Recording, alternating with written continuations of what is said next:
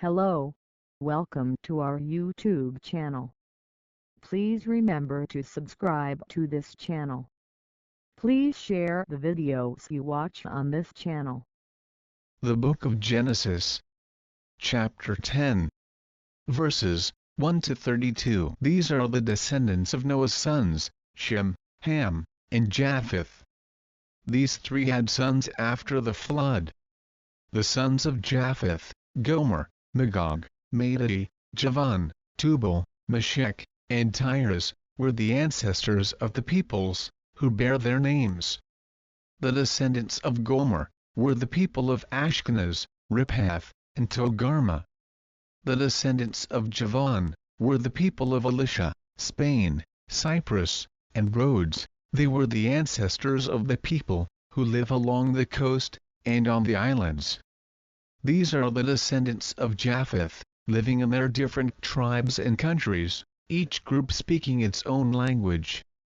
The sons of Ham, Cush, Egypt, Libya, and Canaan, were the ancestors of the peoples who bear their names.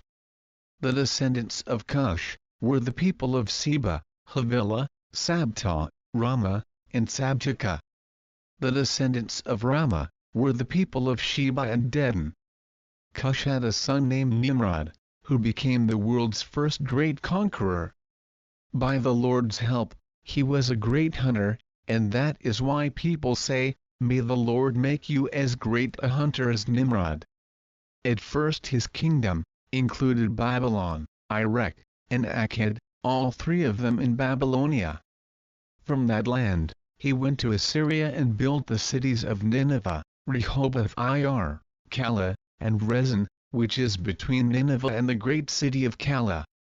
The descendants of Egypt were the people of Lydia, Enam, Lahab, Naphtu, Pathros, Cathlu, and of Crete, from whom the Philistines are descended. Canaan's sons, Sidon, the oldest, and Heth, were the ancestors of the peoples who bear their names. Canaan was also the ancestor of the Jebusites, the Amorites, the Girgashites, the Hivites, the Arkites, the Sinites, the Arvadites, the Zemarites, and the Hamathites. The different tribes of the Canaanites spread out, until the Canaanite borders reached from Sidon southward to Gerar near Gaza, and eastward to Sodom, Gomorrah, Admah, and Zeboim near Lasha.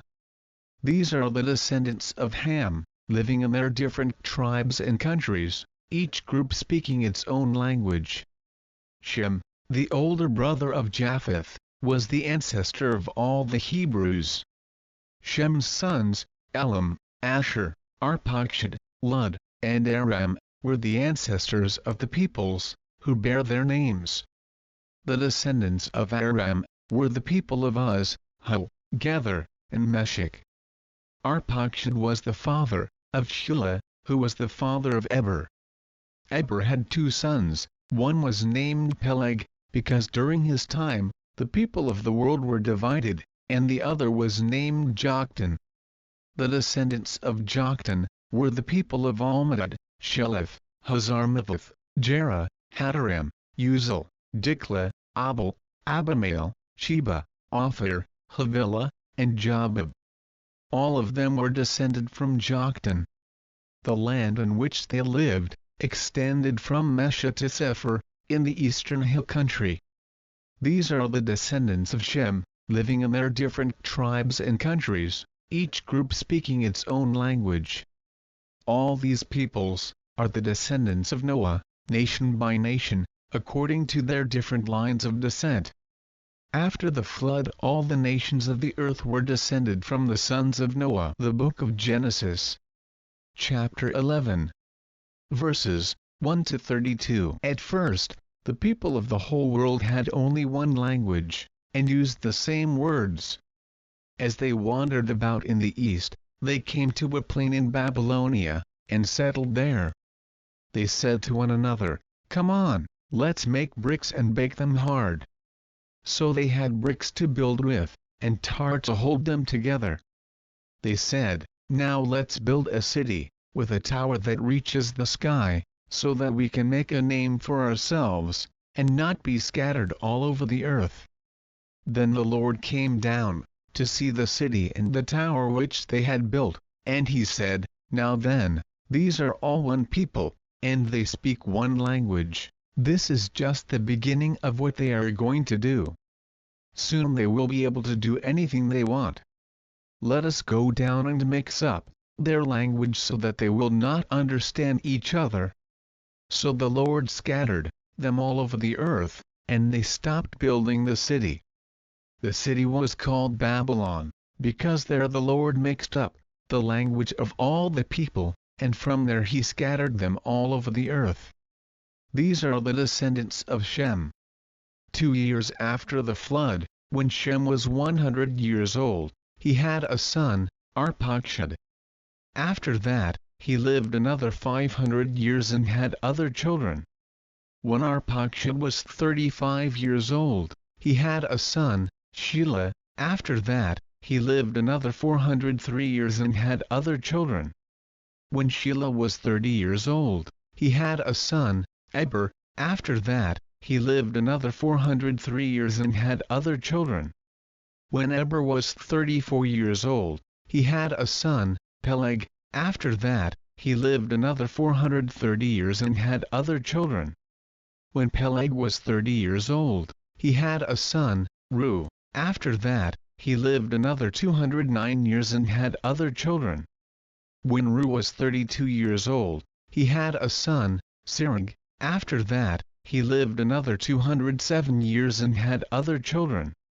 When Serug was 30 years old, he had a son, Nair. After that, he lived another 200 years and had other children.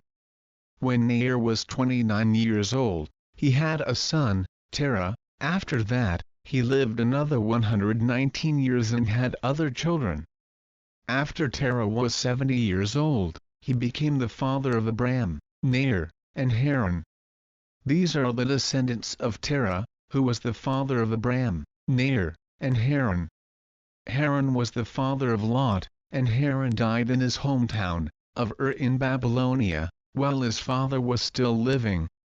Abram married Sarai, and Nair married Milcah, the daughter of Haran, who was also the father of Iscah. Sarai was not able to have children. Terah took his son Abram, his grandson Lot, who was the son of Haran, and his daughter-in-law Sarai, Abram's wife, and with him he left the city of Ur in Babylonia, to go to the land of Canaan. They went as far as Haran and settled there. Terah died there at the age of 205. Thank you for watching the video. Please remember to subscribe to this channel.